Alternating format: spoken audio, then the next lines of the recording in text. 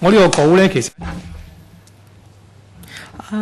My colleagues will hand out the speaking note to you later, so you may want to jot down the figures for details. You can refer to the paper later. First of all, welcome members from the press for attending this briefing. I'd like to report to you the work of the Finance Committee in this legislative session.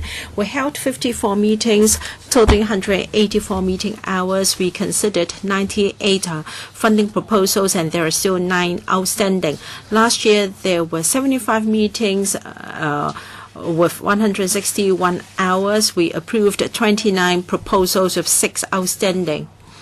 We can't really compare the number of meeting hours because in the past each session would be 2 hours. Now I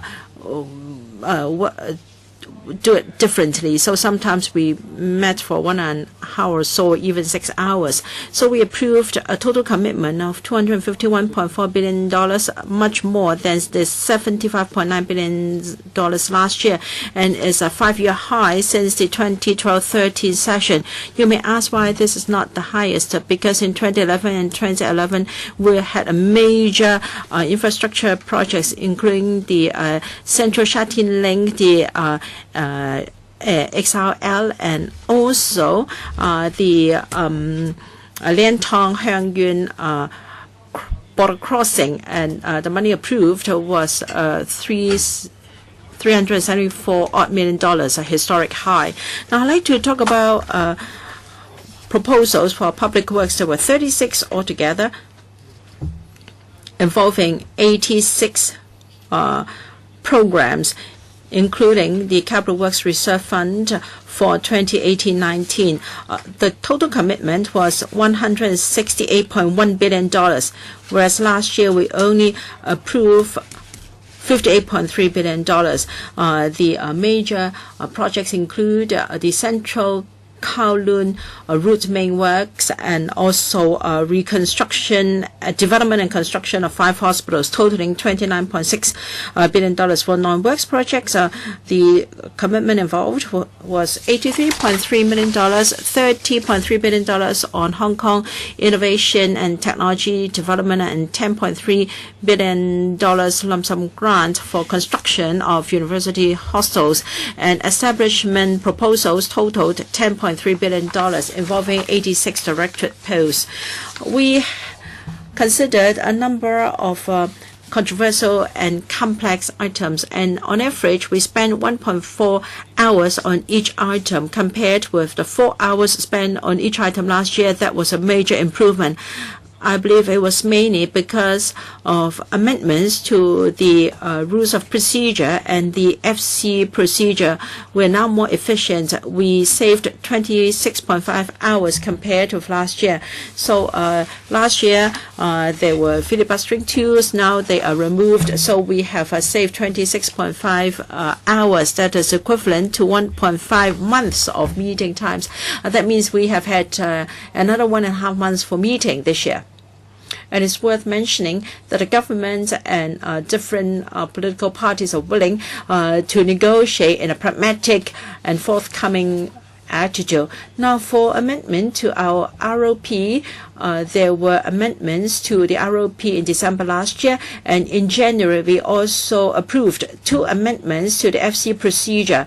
Now, we have introduced the following. First, we shortened the duration of the division bell so that we can proceed to vote forthwith, and that saved us 5.5 hours.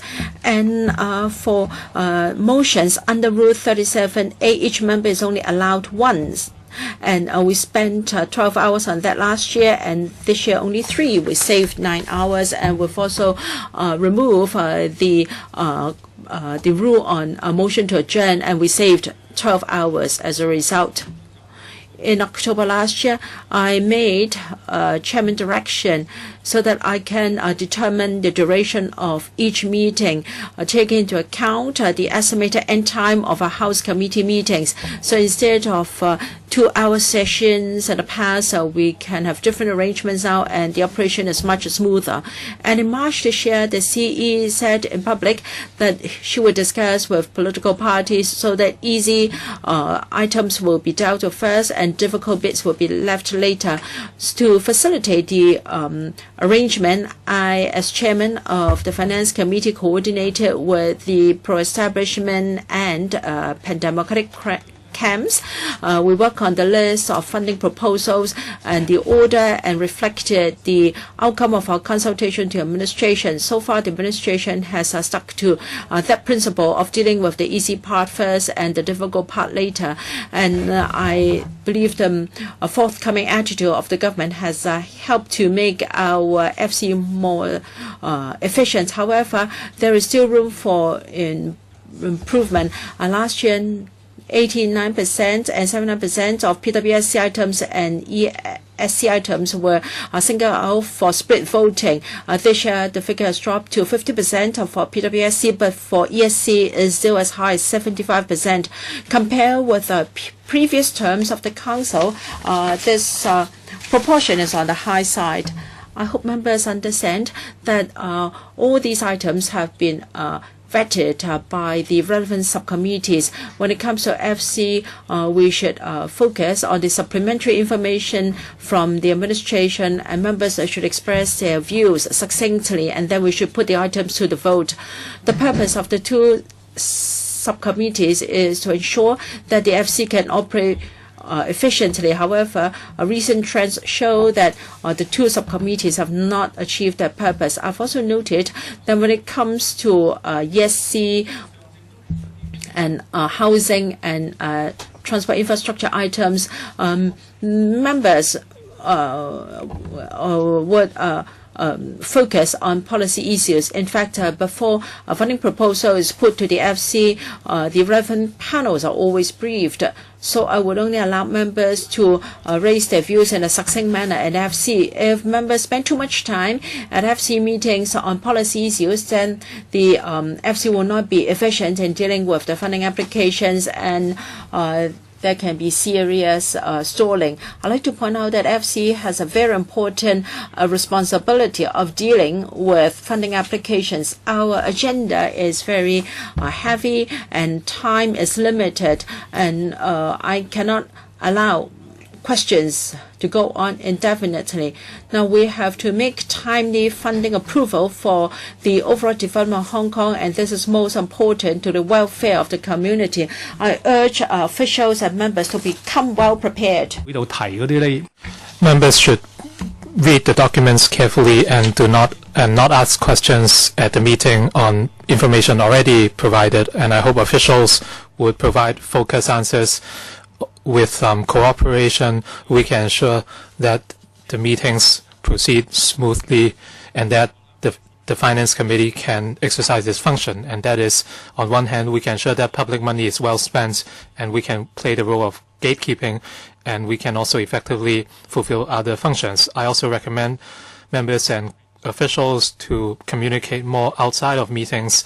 If there are questions on policy, members can request meetings with government officials or send in written questions to request information, and that would save the valuable meeting time of the Finance Committee. Finally, I must thank Mr. Michael Tian, the Vice Chairman, for his assistance, as well as the efforts of the Secretariat, who provided professional support. I would provide a key recap in English. 1918 legislative section. The Financial Committee has held 54 meetings, spending about 184 hours. The committee has deliberated and approved 98 financial proposals involving a total commitment of $251.4 billion, a record high since the 2012-13 section. The approved proposal included public work projects such as Central Kowloon Wood Main Works costing $42.3 billion and redevelopment of 5 hospitals costing $29.6 billion. Non-work proposals such as commitment of $30 billion for promoting innovation and technology in Hong Kong, and a provision of about $10.3 billion for 6 universities to build student hostels. And as establishment proposal to create 68 directory posts. I noticed that there is obvious improvement in efficiency in the Finance Committee. On average, the committee spent a shorter time on an item this year, which is 1.4 hours per item versus 4 hours last year. This is mainly attributed to the amendment made to the Rules of Procedure and the Financial Committee procedures in the year, achieving a saving of 26.5 hours. It is also worth mentioning that the government and members has adopted a pragmatic approach to the committee's work. On the other hand, the proportion of proposals already discussed and endorsed by the close of committee taken out for separate discussion in the Finance Committee is still high. 50% of public works items endorsed were taken out versus 89 last year, while 75% of establishment items were taken out versus 79 last year. On this, I have to say that we need to avoid repetitive discussion and dwelling on wide policy issues. In face of the committee's heavy workload and the aspiration of members to perform their gatekeeping role, I have strived to ensure smooth and orderly conduct of meetings and make conscientious effort to facilitate communications among different political parties outside meetings. Looking ahead, I would like to call on both members and government officials to get well prepared before meeting and maintain close communications outside meetings so as to enable the committee to perform its function effectively and efficiently.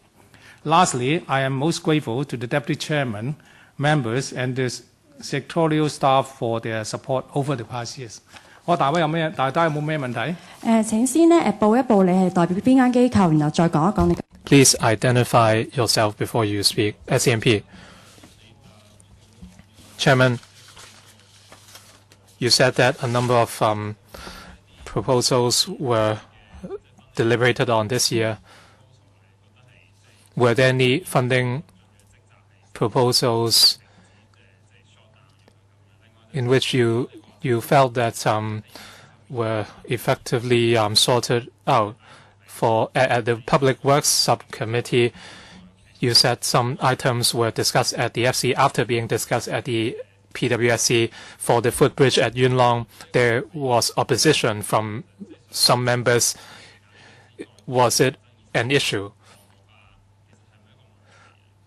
Would the discussion of controversial items at the FC a problem?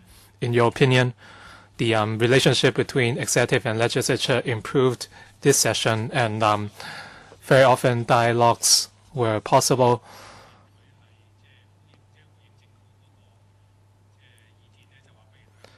Pan-Democrats express a willingness to negotiate, and the government was happy to cooperate, whereas in the past there was very little compromise. So overall speaking, whether the communication with both the pro-establishment and opposition members improved. And as I said, the FC procedure was amended and filibustering became much more difficult. Last year, for the Capital Works Reserve Fund projects, we spent almost 13 hours. For the Kai Tak Sports Park project, we spent about 13 hours. For the South Island Line main works, additional funding, about 8 hours. Advanced works for Sha Tin Central Link, 9 hours. This year, the situation is different. We were much more efficient this year, and we only spent a matter of hours, so we saved a total of 20 hours. So this is certainly an improvement. As to whether items must be discussed at the FC after being discussed at the PWSC, the Yuen Long Footbridge project was rather unique, in which both opposition and pro-establishment members wanted to speak, and the government felt that if the item was taken straight to the FC, it might not proceed to the voting. So if there is something that we should stop, the efforts of the opposition alone would not be enough. They should work with the pro-establishment camp to create pressure for the government, because at LegCo, if you do not have enough votes, it is difficult to stop the government. So I hope the pro-establishment camp should work with the opposition. We are all gatekeepers to the government's work. That is how we can improve. Next question, please.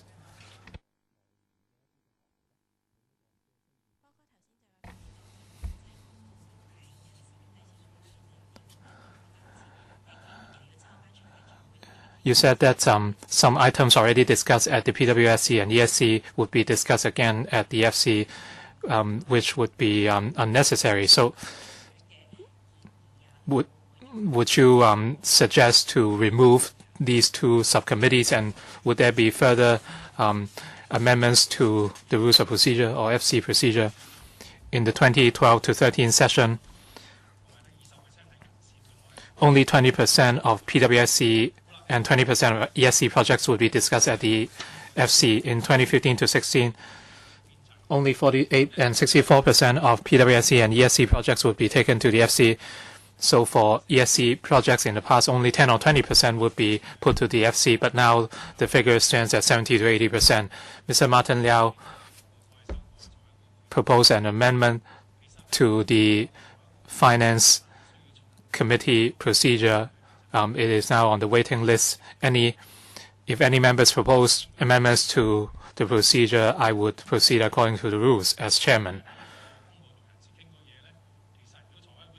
The proposal is that if the FC decides not to discuss items already discussed at the PWSC and ESC, that would be no discussion is allowed. Of course, this is not ideal because some people might accuse the FC of being a rubber stamp.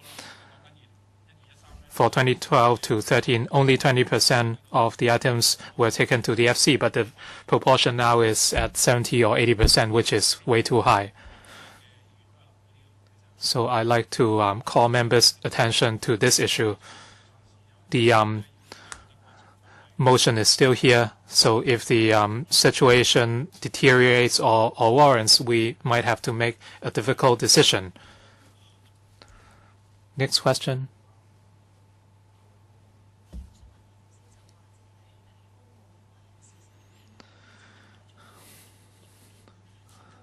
You mentioned whether PWSC and ESC items already discussed would be discussed at the FC, but this time the signature project of the music fountain was discussed at the Finance Committee. So how do you strike a balance?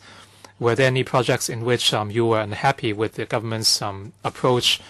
So did you see such cases in the current session? The music fountain is an unfortunate case because there's been it's quite expensive, and then the government has decided to resubmit it in the next session, and I believe it's going to be a difficult task too. We understand that the item has the support of the relevant district council. Well, district councillors are returned by one person, one vote, and I fail to understand why legislators find the project so problematic. But anyway, I think the item will be dealt with in the FC next year. What was your second question? Yes. I went to explain to officials, and then over 100 government officials, some at directorate grade, came, and we spent more than an hour. I think it depends on individual officials. Some were very good in replying questions, and some in fact, as a matter of policy, they were not capable of answering the question, and still they beat around the bush, and that is not proper. And for public works, for instance, this morning we had that post of assistant commissioner. So many members query why the government did not come better prepared. I think that's a good example. When you want to create a new post to deal with issues of concern to members, you should not insist that there are no problems. You should come clean with those problems and tell members how you're going to address them. With this attitude, I believe it will be more efficient to both members and officials. Any more questions? I'm from RTHK. So in the main, you chaired the FC meetings yourself. Have you considered, do you have any idea as to who should be the deputy chairman, or do you want to continue to cooperate with Mr. Michael Tian? Mr. Michael Tian has already expressed to me that he had no intention to run. So we have to elect another deputy chairman next year. Many journalists have asked me whether I would support a pan-democratic member to be the deputy chairman. To me, it's fine, regardless of whether the member is from the pro-establishment camp or the pan-democratic camp. But you know, the deputy chairman is returned by voting, and if the majority of members feel that it's better to have a pro-establishment member acting as the deputy chairman, after that's the majority decision of the council. What was your second question? As far as I understand, the pro-establishment camp will meet very soon to discuss this. We have sounded out members, and not many members are willing to take up the job.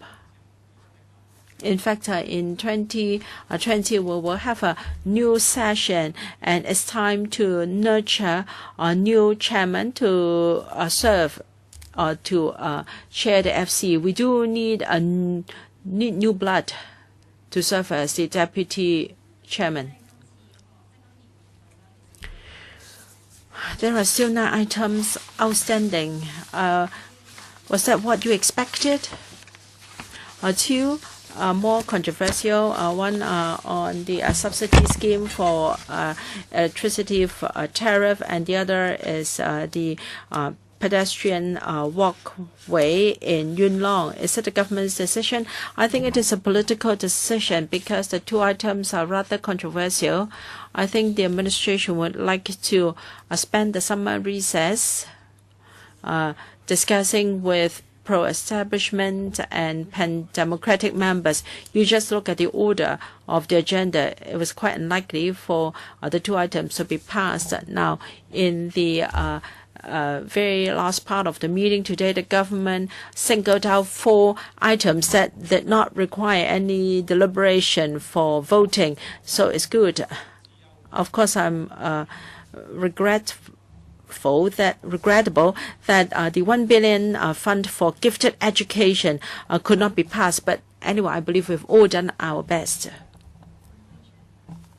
Pearl, my first question is, how do you see if there is any improvement in how government officials respond to lawmakers' questions, and is there any way that you can see they could further improve? And my second question is, how do you see 9 items are still not yet being approved during the Finance Committee, including one of the funding is for gifted education? Thank you. After the meeting with the senior officials for more than 1 hour, I think there's slight improvement in the way that they answer the Let's Go members' questions. I think, as I mentioned just now, I think they should really, it's a typical example that when you want to ask for funding to a new establishment, they should really, for example, they should let us know what are the KPIs, what are the key performance indicators they would expect from this new post, and what are the changes or new improvement that can be achieved by having that kind of post. So if they are not prepared, I believe it will be very difficult for the members to you really simply go ahead to approving that position. So I think if they can put in more effort, and as they already know in the subcommittee that people will be chasing them on that kind of question. So why are they not prepared for that? So I think that's the one major area they need to change. And then regarding this 9 item that has not been approved, I think the last 2 items are political decision, because they are still, the government is not certain that they will get enough support to get it done. So that is something already I understand. To me, a little bit pity is the funding for this education fund. So that is about 1 billion. So it is a lot of money. So that has not been approved. So we need to wait, or they need to wait for another 3 months, which is not good at all. Okay, Chong Mo Bin, right? Any other questions? Another extra English questions. It seems that the FC vetting process has been going very smoothly this year. And looking at the situation right now, do you think we don't really need any more rule changes looking forward? And especially in terms of the arrangement where the items that have been discussed in the 2 subcommittees don't really have to be discussed at the FC anymore? Yes. Sorry, you mean we have already discussed in sorry. So, do you mean that? Do you think that looking forward, we don't really need any more rule changes for the FC rules? Any changes? As I mentioned, now the percentage of proposed that were discussed in the establishment is still high, 75%. And if you go back a few years earlier, there was only 20%. So to me, I think it is still too high. I think for the public work, it's a little bit better because it has lowered from 90% to 50%. To me, I will hope that we can lower these 2 ratios as well. Otherwise, it is very possible that there may be some members that ask me to continue with the amendment of the Finance Committee rules and procedures, which I think it is not really a good move in future. So I hope that some members would be more, because if you look at the people that are raising this request to talk about this in Finance Committee, it's always a few people, only 2 or 3 members. So if they continue to do that, that may jeopardize or that will force us to make some changes. Hi, Chong Mo Bin, right? Any other questions? That's all? Thank you very much. Thank you.